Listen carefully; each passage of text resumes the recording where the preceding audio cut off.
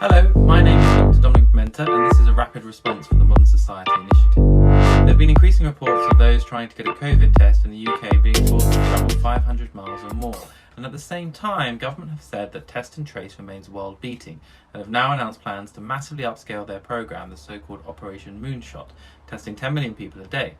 Obviously both of these things cannot be true, so what is going on? Firstly, there are two types of tests, swabs and antibody tests. The government reports all of these as tests process, although one tells us about new cases and one about past exposures. On the 10th of September, 200,000 tests were processed, and there was the capacity to perform 375,000 tests overall. So if capacity truly does remain above demand, why are people being turned away? We've been given conflicting answers. Firstly, the director of the outsourced test and trace service claimed the issues were a critical pinch point in the system, suggesting capacity was exceeded and still is. Confusingly, Matt Hancock, the health secretary, then said it was due to 25% of people not needing a COVID test at all.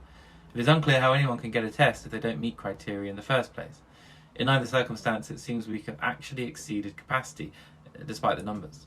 So why are we still calling it a world-beating system? Well, the government bases this on the total number of tests processed, and compared globally, this is confusing, as many countries count tests very differently. Not including antibody tests as a percentage of population, lots of countries test more. But regardless, it clearly isn't working when we need it to.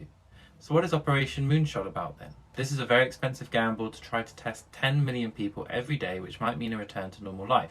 This is interestingly going to be reliant on new and unproven rapid tests that can give a result in minutes, and the whole thing will cost £100 billion, or 2/3 the entire annual NHS budget. If it works, fantastic, but the question is, why are we aiming to do this when the basics aren't working, and why are we doing this now, 9 months after the pandemic started?